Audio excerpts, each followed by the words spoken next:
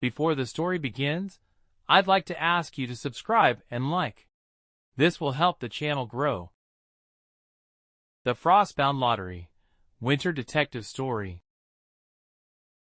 The snow in Ravenshade fell differently than anywhere else. Not softly, not peacefully. It felt like it meant something.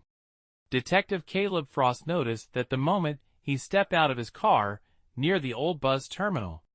The storm had started hours earlier, thick flakes driven sideways by wind that cut through coats and bones alike.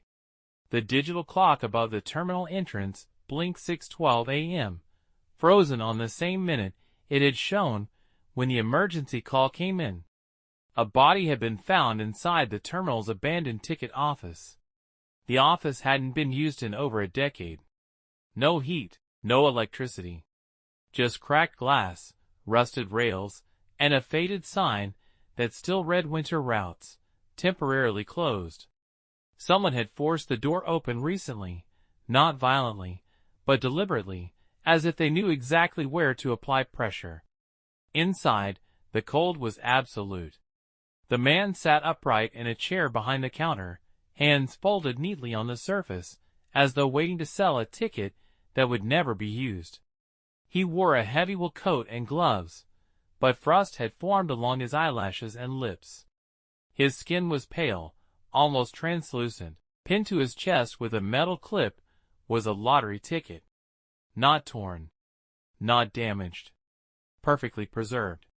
Caleb leaned closer, breath fogging the glass. The ticket was dated December 31st, that very night. The numbers matched the winning combination announced less than 12 hours earlier, the largest jackpot in the town's history.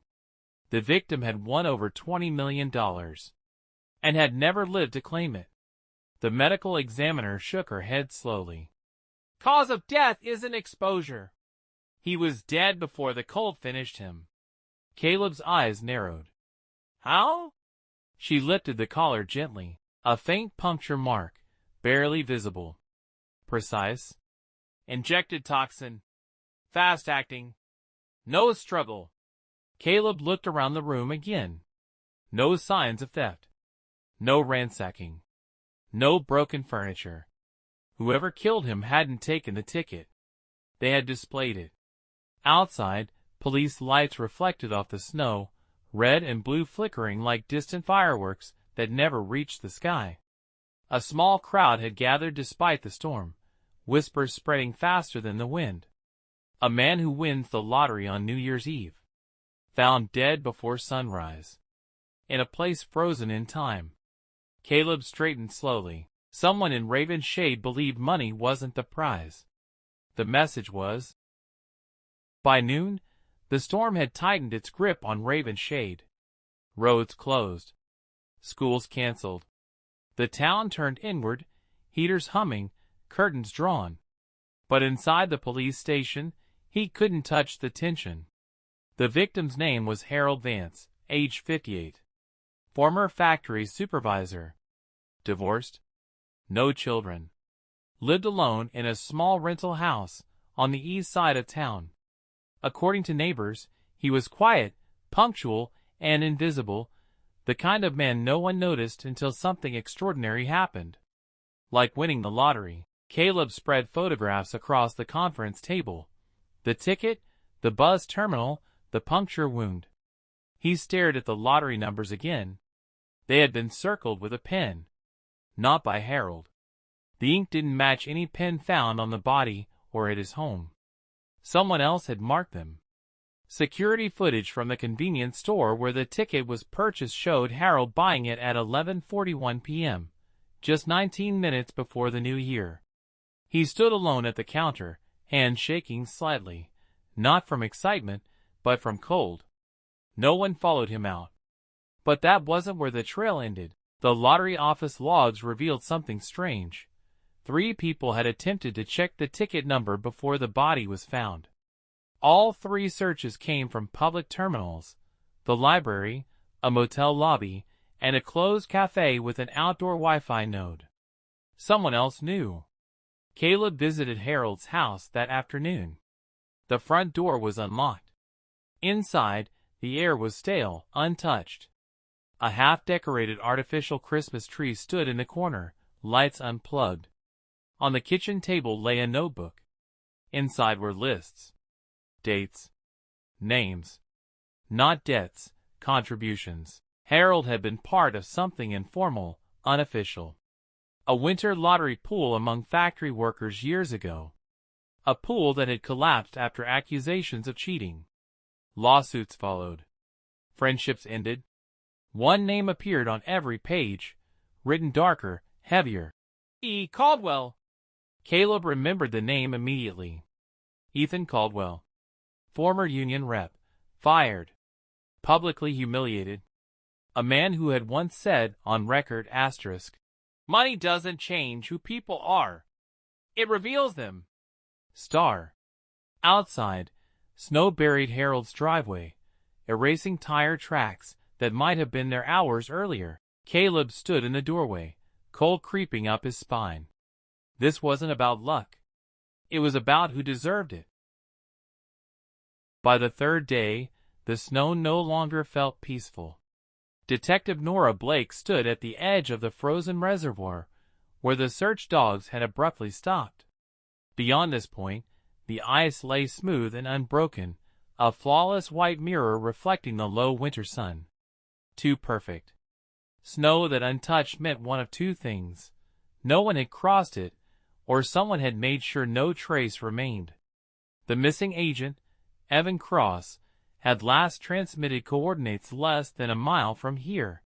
Nora crouched, brushing away a thin layer of frost near the shoreline. Beneath it, faint disturbances appeared, compressed snow, shallow but deliberate.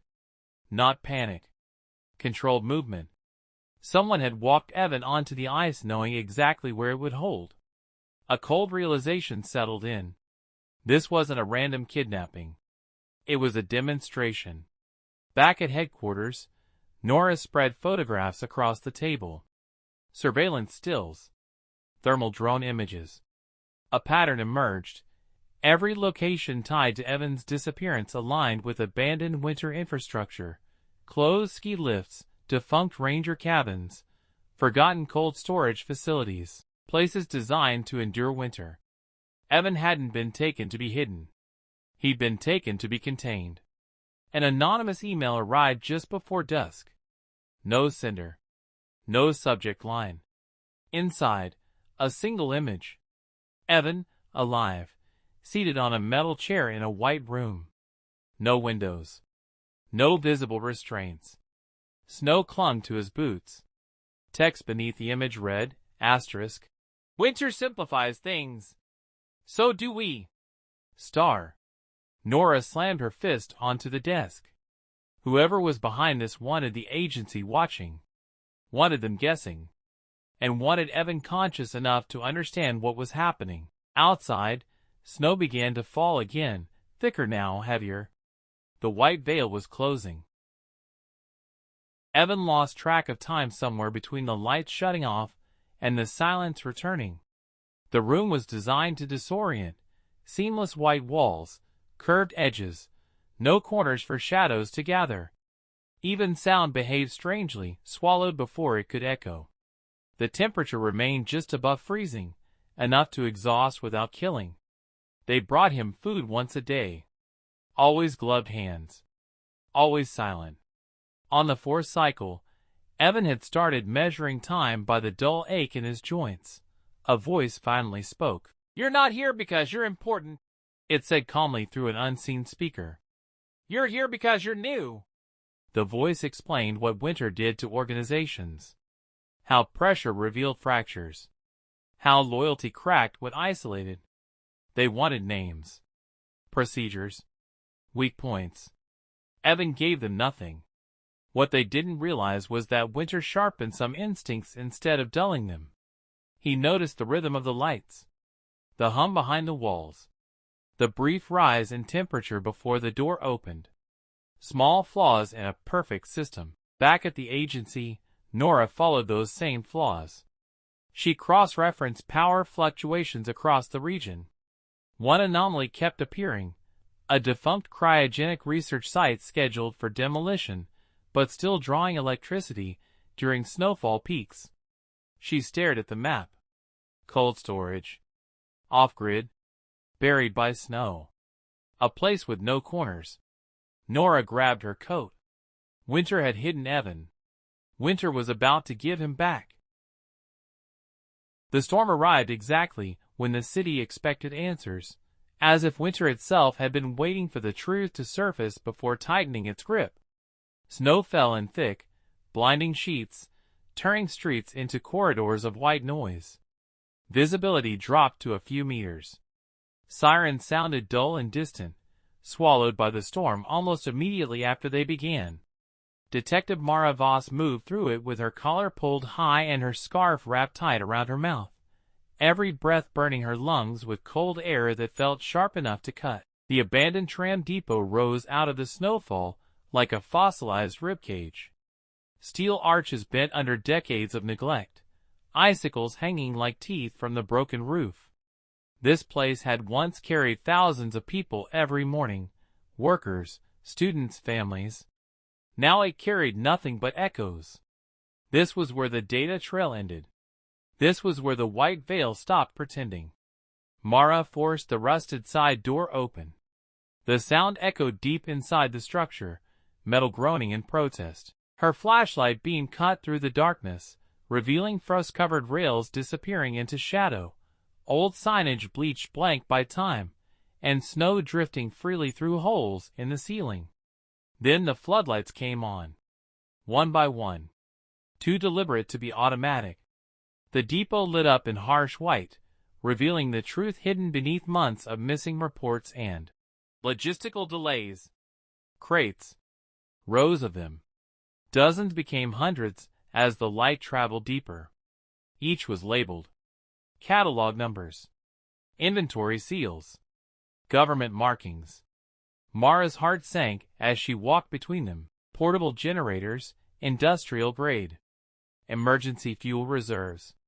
Medical heating units meant for neonatal wards. Insulated food containers stamped with humanitarian aid logos. All of it stolen not to sell, but to withhold. This was never theft. Mara whispered into her radio. This is stockpiling. Winter leverage. Control over warmth, light, survival, in a city where sub-zero nights killed silently and efficiently.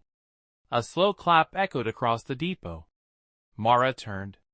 Commissioner Halden stepped out from behind a stack of crates, coat immaculate, boots untouched by snow, his breath barely fogged, as if he belonged to the cold rather than suffered it. You always misunderstand winter, he said calmly. It's not cruel. It's selective. Mara raised her weapon. You diverted emergency aid, she said. People died. Halden's expression didn't change. People always die in winter. The difference is whether they matter. He walked slowly, hands visible, boots echoing against the frozen concrete. I optimize scarcity, he continued. When resources are limited, obedience increases. Order follows. Panic disappears. And murder? Mara asked. Where does that fit into your theory? Necessary losses, Halden replied, almost gently. History remembers outcomes, not temperatures. Mara tightened her grip. Before she could speak again, the lights went out. Total darkness. Gunfire shattered the silence, deafening in the enclosed space. Sparks flew as bullets struck metal. Snow whipped through shattered windows, instantly blinding, freezing everything it touched.